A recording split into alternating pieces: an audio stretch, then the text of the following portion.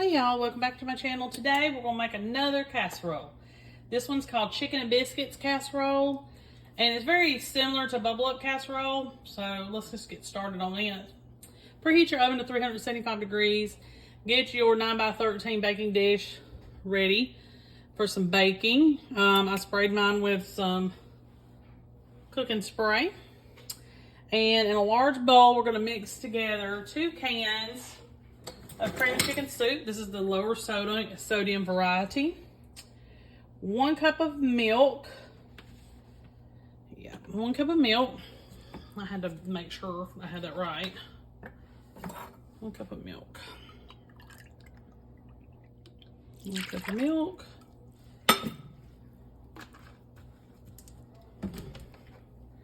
And some garlic powder.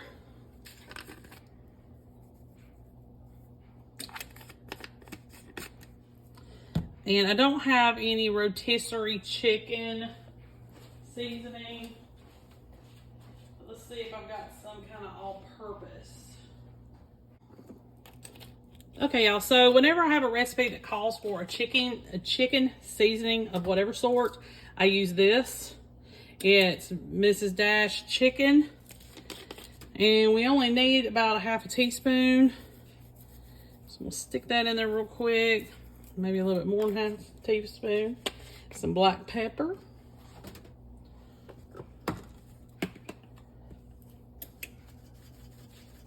And I don't want to really add salt at this point because I just don't want it to be too much. So we'll whisk all this together.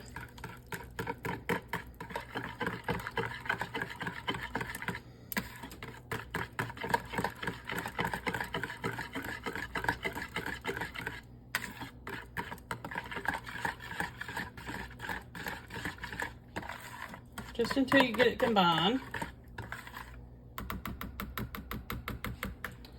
All right. Now, the next thing that you're going to do is you're going to get your biscuits, cut them into fourths, and put them in the same bowl. Add it to it. And I got, I hate that. The jumbo biscuits from Walmart, the 16-ounce can. Recipe did call for a 12-ounce can, but I never can find that. I can find 10 and I can find 16. I can't find any more than that. Or any less or in between. It's just, or it gets even smaller. So I'm just going to take these, cut them into 4s. You can cut them smaller if you want to. I don't think it'd make a bit of difference. Move my bowl back. There we go. Just cutting them up.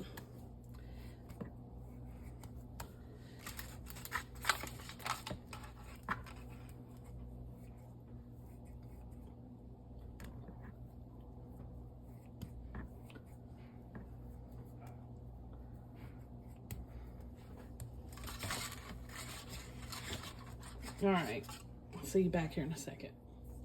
All right, y'all. Got all my biscuits cut up, and now I'm going to stir them into this soup mixture. And I'm going to try to pry them apart a little bit, make sure that they're getting evenly coated. All right, so now you need to add peas and carrots, frozen peas and carrots, and 1 cup of cheddar. Shredded cheddar, 1 cup. Okay. And 2 cups of cooked chicken. However you cook it. If it's rotisserie, that's fine. You just need 2 cups worth. So stir all this.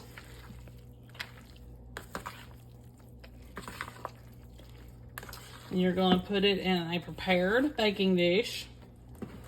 375 degree oven, which I've already got preheated. So everything's ready to go. Let me get that dish. Alrighty. And then you're just gonna put it in here. Making sure I got it stirred real good. It's very colorful. Perfect comfort meal.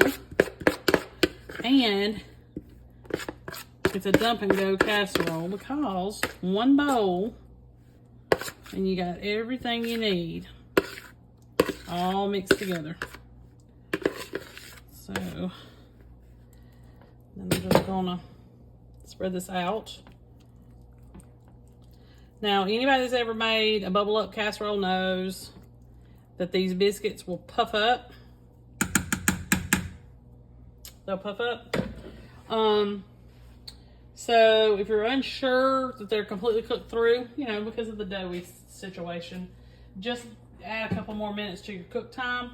You're gonna cook it uncovered, bake it uncovered, 35 to 45 minutes.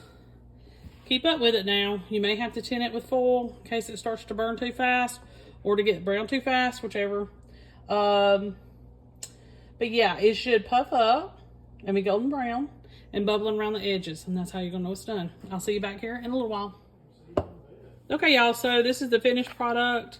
It did great. I did tint it with foil because I felt like it was getting too brown too fast, but it works out fine. The vegetables are done and the biscuits got done too. Just make sure that it's hot and bubbly before you take it out of the oven. Make sure you like and subscribe. I'll see you next time. Hey y'all, welcome back to my channel. Today we are going to work on a casserole. It's called Cattle Drive Casserole. And right now I am whisking this biscuit mix because it's going to be kind of like a crust. You can use Red Lobster biscuit mix with this, the Cheddar Bay. Let me go ahead and preheat the oven. But my husband hates it. So I just got a plain, let me show you, all-purpose biscuit mix or baking mix. And I'm just mixing a little bit of that up to be my crust. It just has to be very similar to biscuit dough. You don't want it too light and you don't want it too stiff. So just a little bit of water, a little bit of the baking mix, not biscuit mix, but you could use Bisquick probably.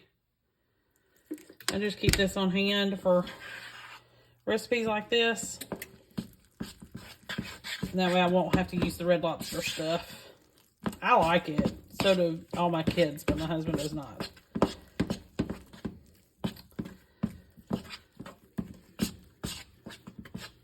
So, just a splash more water. And make sure we got all this combined. And then you're going to get a 9x13 pan. And we're going to spread this out in the bottom. Oh, I didn't know. Did I say the temperature that you need to put your oven on? 375. That's what we need to do. Okie doke. Now, let me get a 9x13 pan. I'll spray it real quick. Okie dokie. I'll put that down here. And I'm going to do my best to spread it out. I'm going to put it in little dollops. That way it's a little bit easier.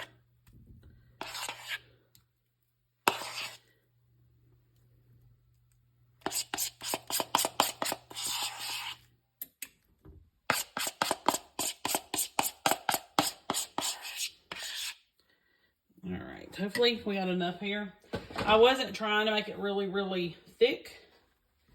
So we're just going to kind of just spread it out a little bit. And then hopefully everything will work out. Just try to cover the bottom. Doesn't have to be real thick or anything. 9x13, spray it first. You can mix up your biscuit mix or baking mix. And spread that out. The recipe goes into detail about what you have to do if you're going to use the Red Lobster baking mix, but it shouldn't be, you know, it shouldn't be that big a deal. All right, so this recipe is kind of confusing. It wants you to preheat the oven 375, but bake it at 350. So I'm going to just put the oven back on 350 because I don't understand why there's two different whatever. And then we're going to go ahead, we're going to cook this till it's set. You don't want it completely cooked. So just set. We've done another recipe like that. I cannot remember. Was it the Rotel? No. Or Jiffy casserole, I think, maybe. We had to do the kind of the same thing where we put a bottom in it and we just did it to set, and then we're going to put everything else on top. So I've already started working on the ground beef and the onion that we're having to cook. And this needs to go in till it's set. And then when this comes out, we will start with everything else. So we have a few other things we've got to do to get this finished and in the oven for good. I'll be right back. Okay, as you can see, I'm already working on my ground beef. I did double it because I've got to use some of this ground beef for something else. So while it looks like 2 pounds of ground beef, it is 2 pounds of ground beef, but I'm going to take a pound of that out. So you're going to do a pound of ground beef with a diced onion. And then as soon as that gets done, we're going to drain it. And then we have some other stuff to add to it. So while this is cooking and our crust is working, getting worked on in the oven, I'm going to get all of my other ingredients together, and I'll meet you back here in just a few. Okay, y'all. So I got my meat and my onion cooked. I've already drained it. Next, I'm going to add a can of fire roasted tomatoes, and you can get those Walmart brand. You're going to need about 1/4 cup of water added to that. You're going to need a packet of taco seasoning, and I'm doing less sodium taco seasoning. You can do whichever. And 4 cans, that's funny. 4 ounces of chopped green chilies or diced green chilies. I'm going to mix all that up.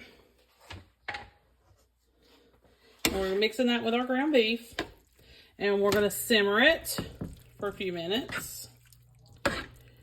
Don't forget, cook your ground beef and onion, then drain, then put it back in the pan.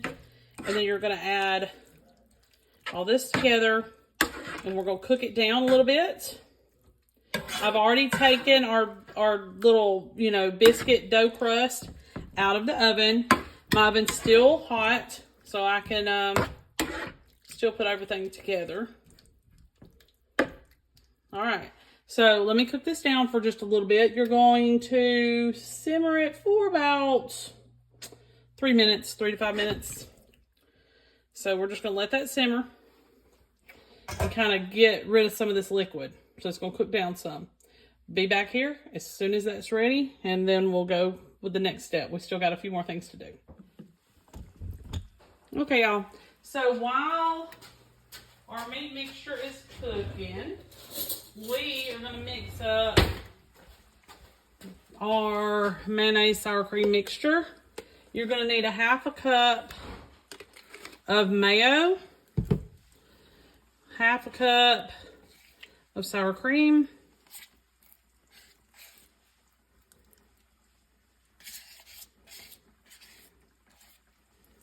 we're going to mix all that together. Grab something to wipe my hands off with. Okay. We're going to mix all this together, which I probably overdid a little bit, but it'll be okay. And 1 cup of Colby Jack. Now, you're going to need 2 cups of Colby Jack for this recipe, but we're dividing that. So 1 cup goes in this mixture. Here it is right here. And the other goes on top. So I'm going to mix in about 1 cup of cheese. I'll reserve the rest. Okie dokie. So My meat mixture is about halfway there. A few more minutes, and I'll be right back. And we'll go ahead and start assembling our casserole. Okay, I'll be back in just a few. Okay, y'all. So if you forgot to drain your tomatoes like I did, you can, of course, do that after you've simmered everything, but before you add it to the biscuit topping. Biscuit crust, not topping, sorry. Okay. You want to spread this out. May have a little bit of liquid, but it should be fine. But I did drain it because I am crazy. All right. Then you're going to add your little mayo, sour cream, cheese mixture. And I do it in dollops, that way I can spread it easier. Especially when I'm trying not to disturb what's underneath. It's just easier. Because if not, you're going to mess up your bottom layer there. Sometimes it works perfectly. Sometimes no.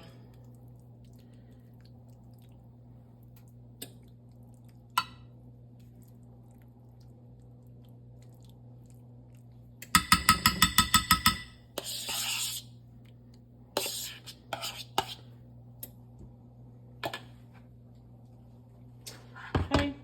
Then our remaining cup Colby Jack.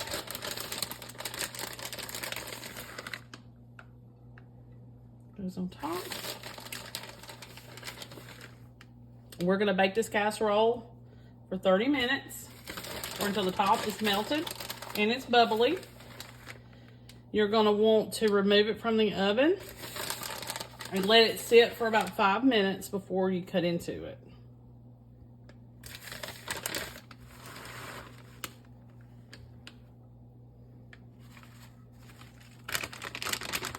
Okay. 350 for 30 minutes. And if it seems like it's getting hot too fast without the rest of it getting cooked all the way, just put a little bit of foil over top. It should be fine. See you back here in 30. Hey, y'all. Okay, so here's the finished products. It did great. I wish I could show you the layers, but it did great. Didn't have to tint it with foil or anything. And it melted perfectly.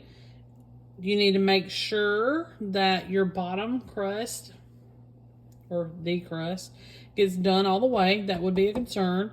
It got hot and bubbly after 30 minutes. It melted perfectly. I'm pretty happy with it. You can serve this with any type of vegetable or a salad, but it's also kind of good by itself. So, definitely a winner. So make sure you like and subscribe. I'll see you next time.